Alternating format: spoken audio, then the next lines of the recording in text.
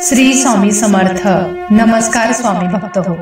आजचा आपला हा मंत्र जर तुम्ही सतत 21 दिवस ऐकला तर तुम्हाला याचे अगणित म्हणजेच मोजता न येणारे फायदे दिसून येणार आहेत. हा मंत्र ऐकताना फक्त तुम्हाला तुमची इच्छा मनात ठेवायची आहे. तुम्ही एकापेक्षा जास्त इच्छा मनामध्ये ठेवू शकता. म्हणजेच नोकरी व्यवसायात प्रगती, संतती सुख, संपत्तीसाठी, सौभाग्यासाठी आणि वैवाहिक जीवनात काही समस्या असतील तर तुम्ही हा मंत्र घरामध्ये लावून ठेवा आणि 3 दिवसामध्येच तुम्हाला याचा अनुभव यायला सुरुवात होणार आहे. हा मंत्र तुम्ही तुमच्या कोणत्याही इच्छेच्या पूर्तीसाठी वापरू शकता. व्यसनातून मुक्ती करण्यासाठी, वाईट शक्तीतून बाहेर काढण्यासाठी, नकारात्मकतेपासून वाचण्यासाठी, भूत प्रेत बाधा यापासून संरक्षण मिळवण्यासाठी, घरामध्ये लोक देवाच्या पूजेमध्ये अडथळा आणत असतील तर त्यांच्याही मनामध्ये एक प्रकारची देवी शक्ती जागृत करण्यासाठी हा मंत्र फार उपयोगी ठरणार आहे. आतापर्यंत अनेक लोकांचे जीवन या मंत्राने पलटून टाकले आहे. कोणाला धनसंपत्ती मिळाली, कोणाला चांगले आरोग्य मिळाले, मनासारखी नोकरी मिळाली, व्यवसायात भरभराटी झाली. हा मंत्र साधा सुद्धा मंत्र नाही. हा दिव्य, शक्तिशाली आणि ब्रह्मांड नायक श्री स्वामी समर्थांचा मंत्र आहे. हा मंत्र तुम्हाला अंधारातून प्रकाशाकडे घेऊन जाणार आहे. या मंत्राचा तुम्ही सलग 3 दिवस जाप घरामध्ये किंवा व्यवसायाच्या ठिकाणी चालू ठेवा आणि 4थ्या दिवशी तुम्ही स्वतःच याचा अनुभव पाहाल. तुम्ही तुमचे कामे करता करता हा मंत्र ऐकला तरीही तुम्हाला त्या मंत्राचा 101% लाभ होणार आहे. या मंत्रामुळे तुमच्या आयुष्यात कधीच कोणत्याच प्रकारची कमतरता तुम्हाला भासणार नाही. आतापर्यंत तुम्ही खूप दुःख भोगले असेल, पण या मंत्रामुळे तुमच्या आयुष्यात सुख, समृद्धी आणि अनेक चांगल्या प्रकारच्या बातम्या तुम्हाला मिळतील. अनेक चमत्कारिक बदल तुमच्या आयुष्यात घडतील. ज्या गोष्टीची तुम्हाला खूप दिवसापासून आशा आहे त्या सर्व इच्छा पूर्ण होतील. चला तर मग आजच्या या दिव्य मंत्राला सुरुवात करूयात. ओम नमो भगवते स्वामी समर्थाय नित्य धन प्रदाय नमः. ओम नमो भगवते स्वामी समर्थाय नित्य धन प्रदाय नमः. ओम नमो भगवते स्वामी समर्थाय नित्य धन प्रदाय नमः. ओम नमो भगवते स्वामी समर्थाय नित्य धन प्रदाय नमः. ओम नमो भगवते स्वामी समर्थाय नित्य धन प्रदाय नमः. ओम नमो भगवते स्वामी समर्थाय नित्य धन प्रदाय नमः. ओम नमो भगवते स्वामी समर्थाय नित्य धन प्रदाय नमः. ओम नमो भगवते स्वामी समर्थाय नित्य धन प्रदाय नमः. ओम नमो भगवते स्वामी समर्थाय नित्य धन प्रदाय नमः. ओम नमो भगवते स्वामी समर्थाय नित्य धन प्रदाय नमः. ओम नमो भगवते स्वामी समर्थाय नित्य धन प्रदाय नमः. ओम नमो भगवते स्वामी समर्थाय नित्य धन प्रदाय नमः. ओम नमो भगवते स्वामी समर्थाय नित्य धन प्रदाय नमः. ओम नमो भगवते स्वामी समर्थाय नित्य धन प्रदाय नमः. ओम नमो भगवते स्वामी समर्थाय नित्य धन प्रदाय नमः. ओम नमो भगवते स्वामी समर्थाय नित्य धन प्रदाय नमः. ओम नमो भगवते स्वामी समर्थाय नित्य धन प्रदाय नमः. ओम नमो भगवते स्वामी समर्थाय नित्य धन प्रदाय नमः. ओम नमो भगवते स्वामी समर्थाय नित्य धन प्रदाय नमः. ओम नमो भगवते स्वामी समर्थाय नित्य धन प्रदाय नमः. ओम नमो भगवते स्वामी समर्थाय नित्य धन प्रदाय नमः. ओम नमो भगवते स्वामी समर्थाय नित्य धन प्रदाय नमः. ओम नमो भगवते स्वामी समर्थाय नित्यधनप्रदाय नमः। ओम नमो भगवते स्वामी समर्थाय नित्यधनप्रदाय नमः। ओम नमो भगवते स्वामी समर्थाय नित्यधनप्रदाय नमः। ओम नमो भगवते स्वामी समर्थाय नित्यधनप्रदाय नमः। ओम नमो भगवते स्वामी समर्थाय नित्यधनप्रदाय नमः। ओम नमो भगवते स्वामी समर्थाय नित्यधनप्रदाय नमः। ओम नमो भगवते स्वामी समर्थाय नित्यधनप्रदाय नमः।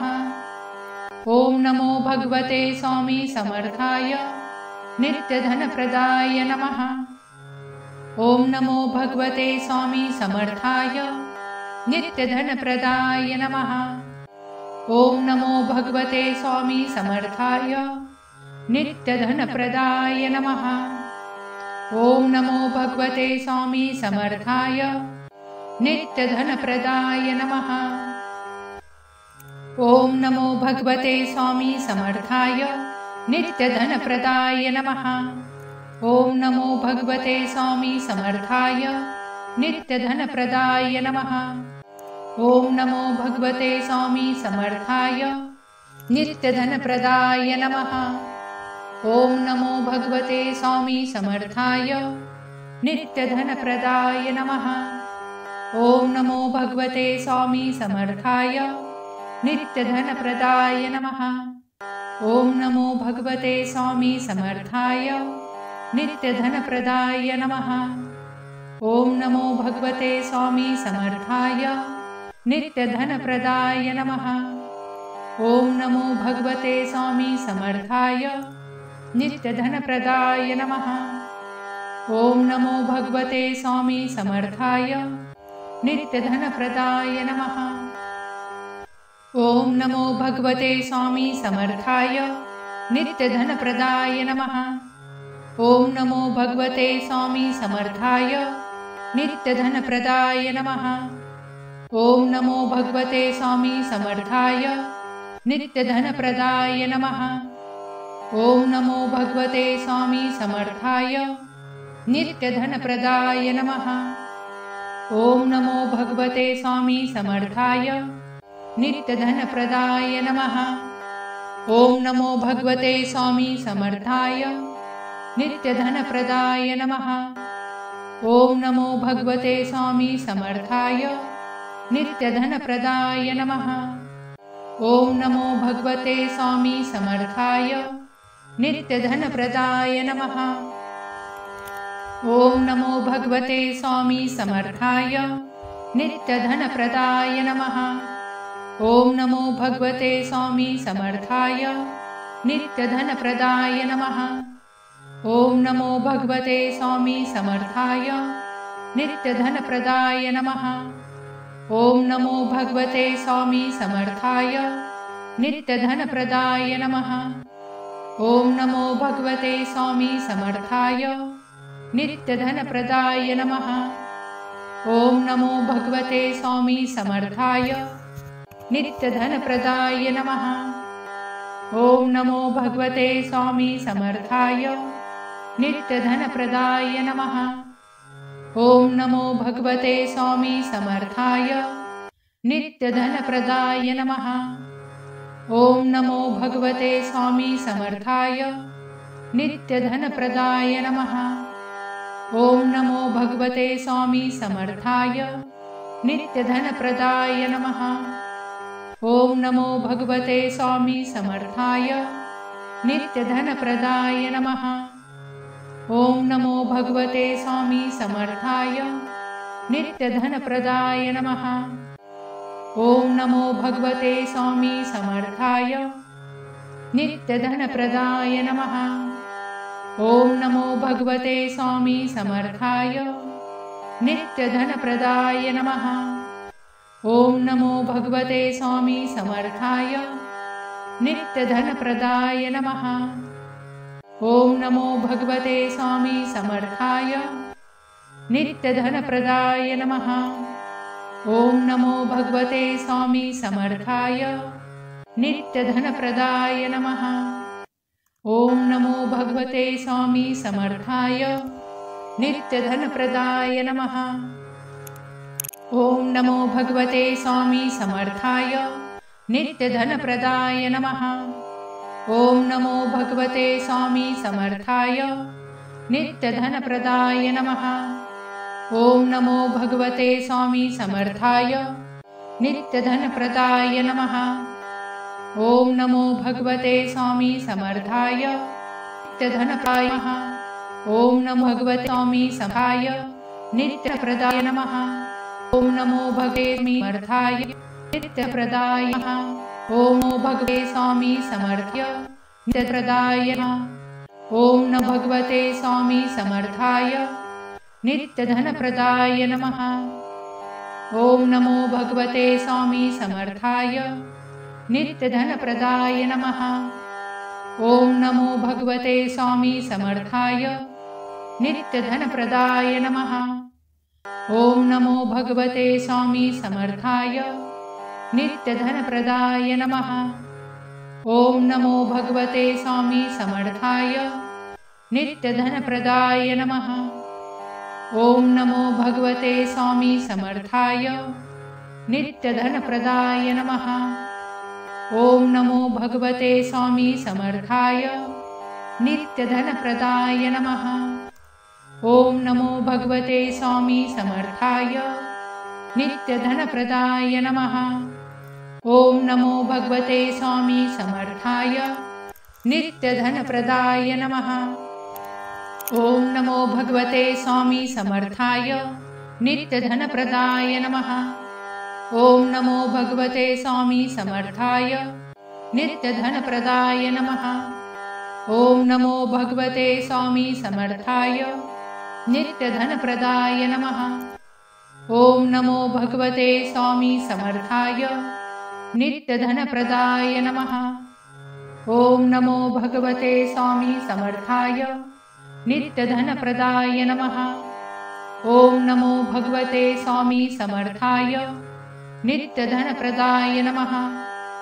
ओम नमो भगवते स्वामी समर्थाय नित्यधनप्रदाय नमः। ओम नमो भगवते स्वामी समर्थाय नित्यधनप्रदाय नमः। ओम नमो भगवते स्वामी समर्थाय नित्यधनप्रदाय नमः। ओम नमो भगवते स्वामी समर्थाय नित्यधनप्रदाय नमः। ओम नमो भगवते स्वामी समर्थाय नित्यधनप्रदाय नमः। ओम नमो भगवते स्वामी समर्थाय नित्यधनप्रदाय नमः। ओम नमो भगवते स्वामी समर्थाय नित्यधनप्रदाय नमः। ओम नमो भगवते स्वामी समर्थाय नित्यधनप्रदाय नमः। ओम नमो भगवते स्वामी समर्थाय नित्यधनप्रदाय नमः। ओम नमो भगवते स्वामी समर्थाय नित्यधनप्रदाय नमः। ओम नमो भगवते स्वामी समर्थाय नित्यधनप्रदाय नमः। ओम नमो भगवते स्वामी समर्थाय नित्यधनप्रदाय नमः। ओम नमो भगवते स्वामी समर्थाय नित्यधनप्रदाय नमः। ओम नमो भगवते स्वामी समर्थाय नित्यधनप्रदाय नमः। ओम नमो भगवते स्वामी समर्थाय नित्यधनप्रदाय नमः। ओम नमो भगवते स्वामी समर्थाय नित्यधनप्रदाय नमः। ओम नमो भगवते स्वामी समर्थाय नित्यधनप्रदाय नमः। ओम नमो भगवते स्वामी समर्थाय नित्यधनप्रदाय नमः। ओम नमो भगवते स्वामी समर्थाय नित्यधनप्रदाय नमः। ओम नमो भगवते स्वामी समर्थाय नित्यधनप्रदाय नमः। ओम नमो भगवते स्वामी समर्थाय नित्यधनप्रदाय नमः। ओम नमो भगवते स्वामी समर्थाय नित्यधनप्रदाय नमः। ओम नमो भगवते स्वामी समर्थाय नित्यधनप्रदाय नमः।